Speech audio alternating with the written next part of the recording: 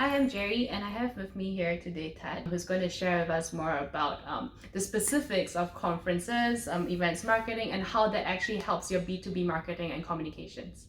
So I'm Taj, I'm the project manager for Telecoms World Asia.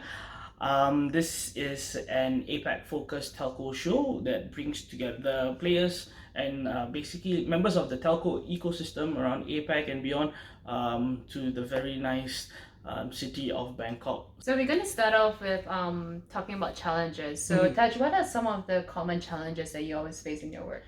I think as a B2B conference, one of the big challenges is that one, everybody's talking about, oh, we're no longer wanting to come to conferences, we want to do things digitally. So I guess a big part of my job is trying to show them or demonstrating what the value is of face-to-face relationships and how digital strategies or digital platforms can help to augment that. So that's on one end with the partners, but on the same time, how we as a conference or exhibition organizer, as an events organizer, how we can provide digital avenues to help our clients, our partners leverage our platform. So from pre-event where we nurture the crowd to adding value on site, how they engage with the crowd, and after the show especially, how they can go about demonstrating that they have had a certain amount of return, or the type of return that they have is something that them and their stakeholders find meaningful. So yeah. Cool. Actually, the funny thing is that working on comms and in this space, a lot of people actually feel that um, partaking in conferences or even doing public speaking and things like that, they find it very arcane. But slowly, after the partnership with Touch and a lot more, you start to realize that actually that helps facilitate a lot of face-to-face communications, which are very invaluable, especially in such an industry. Yeah. So yeah. I mean, just to add on that note, this partnership works because both of us have made the effort to do face to face. We do speak on email often, but the face to face helps not only for me to get to know Gerry, but also the other members of the family outside of office right now. Yeah, so just from a comms perspective, like I feel that that particular challenge that people always perceive it to be is actually a very big opportunity that few of us actually really leverage and tap on. So, but what I mean is that, of course, if you're talking about it as just an offline engagement, of course, it's going to be somewhat arcane because, who the hell goes for conferences anymore, right? Hey, But people still do. That's the thing that we realize, right? A lot, actually. A lot of people do. And I think where it actually starts to make a difference is where you combine your offline and online strategies together. So you don't look at just events marketing as events marketing or PR as PR. You kind of like string that whole thing together, whether it's PR, communications, content curation, or your events marketing, your corporate communications, your marketing collaterals, everything kind of like comes through together seamlessly throughout that whole event experience, whether it's pre-event, during event, or after event. So that's how it makes sense for us at Bridge Alliance. Basically, it's about how event organizers as well as their partners can come together and form a meaningful partnership that at the end of the day creates a win-win-win. I know it sounds a bit cliche, but it's about how do we as individuals within our own roles gain something out of this, how our partners gain something out of this, how our internal stakeholders gain, and of course how our clients gain out of what we do. Yeah. So always going back to the value that you give each other and making it all work for everybody, right? Cool. Okay, now that we made the point that conferences are actually quite useful in your B2B marketing strategy or in your comms campaign, and how can we better leverage it through, whether is it like bridging that whole experience together. What do the people that you're talking to, which are most often marketers, I would presume, what are they looking for when they're conferences and stuff like that? So funny enough, for us, the first people who we speak to, as much as we can, are not the marketers per se, because marketers will always come back with, what is the ROI? ROI is this big. There's these three letters that come together and make my life very difficult because to them it's really what is the ROI, and everybody has some different metric of how they calculate ROI. So I think to make it easier, we can divide the people who I speak to into three different categories. The ones who are very much invested or very much believe in conferences and exhibitions. The ones who are like, I'm not too sure. Is this something that I want to do? I've only have a limited budget. What can you help me get out of this? And the final one is like, no, I'm going full on digital. So the first one, the people who know what they want. So these guys are of course the easiest one for me to deal with, but it's also in some way the most demanding, because they know exactly based on previous strategies that they've used how they want to leverage on my show. But at the same time, it's kind of like understanding and appreciating every show is different, and specific to the telco slash ICT kind of industry. There are now more channel partner events that are starting to become competition for us. So it's really a case of trying to get in people who would be more interested. Are they really interested in the ecosystem as a whole, and a more neutral event like ours, versus they have already bought into like XYZ companies solutions, and they just want to see who the other partners are. So that's kind of like where the conference EA people are, or rather that's how I deal with the conference EA people. Then there's the conference meh kind of people who are like, this is getting a bit passe, we want to do something different, why? So then it's about how I walk through with them from pre-conference, here's what we can do for you, at the conference what we can do for you, and at the end of the day, what can we do after the show. Very much using the show as a platform. So I've got like one anecdote, or rather an example, is that a CEO of one of the ISPs in Singapore who I've built quite a relationship with, as much as he's an ISP and he looks only at very specific solutions that he wants to procure, or he wants to onboard, at the end of the day, for him, it's why he's so open to going, or why he's so open to meeting so many people, is because he understands that he isn't the only one with a solution.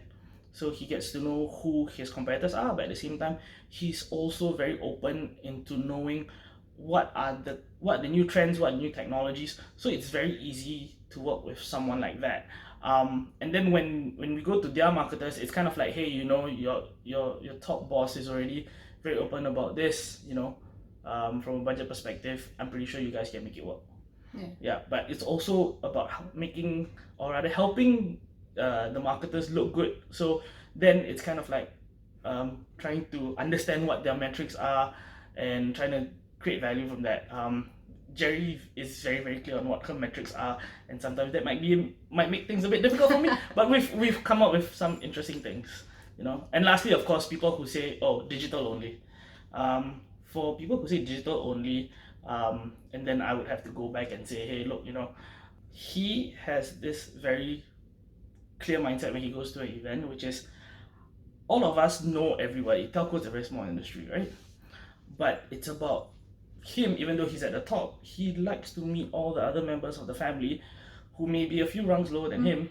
He's the one who's going out and approaching these people and saying, hey, I'm so and so.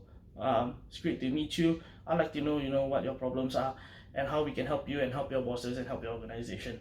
So even though he's very digital focused as to what he wants to do, but this is a platform for him to go and meet a lot of other people, who eventually makes his life a lot more easier.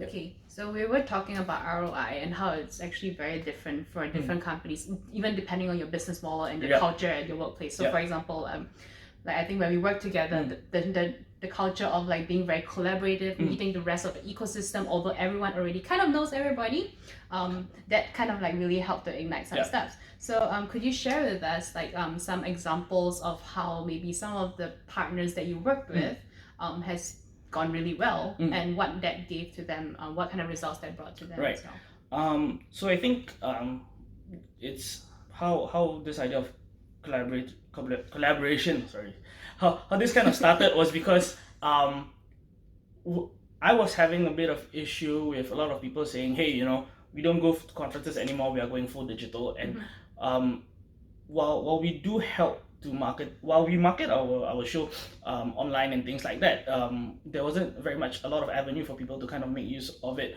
So this kind of like came out of our discussion where for this year what we proposed was for any of our sponsors, exhibitors and some of our speakers, for us to actually come up with this blog post interview feature.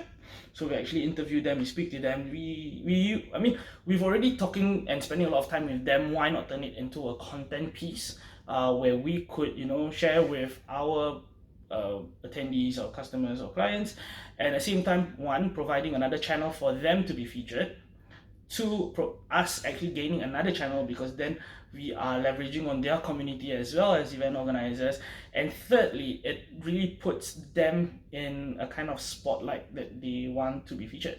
So previously it was just a case where companies who decide to come, they'll just they would host a white paper on our blog, and it wasn't really very much. It's just kind of like, okay, here are the solutions they provide, and that's kind of it.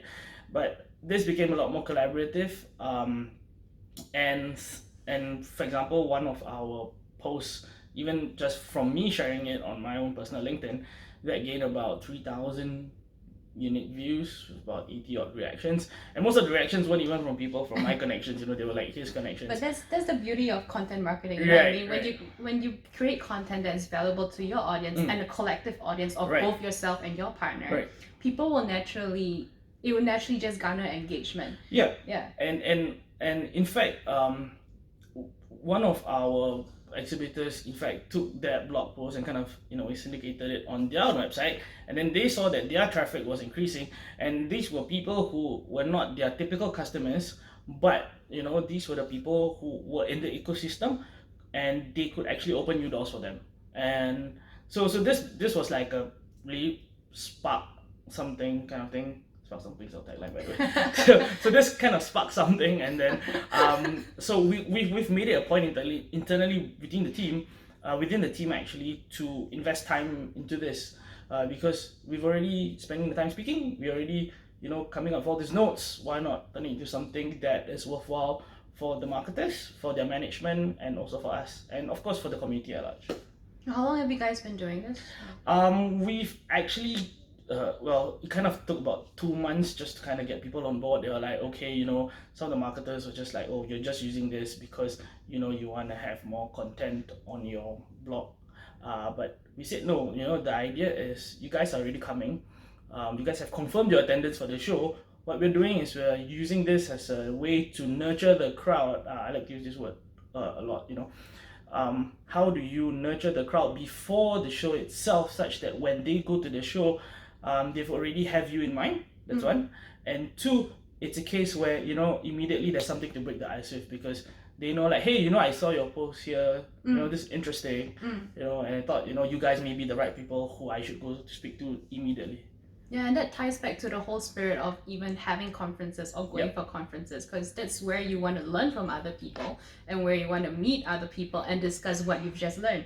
So this just extends the whole conference experience to just beyond that day alone, but over to before, you're learning before that, learning during that, and exchanging context, and then continuing the relationship onwards to the next conference. Exactly.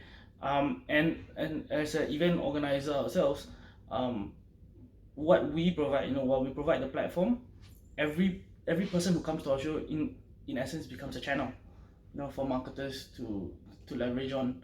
So we're trying new things, even for example engaging Chamber of Commerce, some trade associations.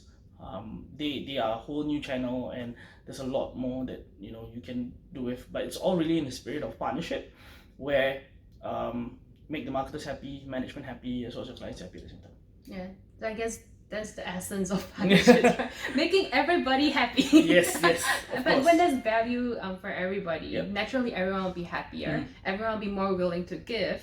And when you actually leverage that whole collective, like everyone has eyeballs, right? Everyone has their own reach. But when you partner up and just work together, you make things a lot easier. Yeah, definitely. So before we end off, let's just go through what those key takeaways will be for our viewers. Okay, so I think the first part is always be open to collaboration. Always speaking to your partners to really understand what they are looking for, what's important to them, and how you can create value for them. And I think we are a very good example. I mean, we're not blowing our horns here, but we're a very good example of how partnerships work and using events as a platform for it. Cool. And I guess my personal key takeaway is just to think about the full spectrum of your communications plan. Don't just look at an event as a standalone part of your communications plan. So how does your content strategy fit into it? How does your PR strategy fit into it? How can you collaborate with other people and your partners to actually optimize and elevate whatever that you have currently in plan? Yeah. Yep. Thank you. Thank you very much.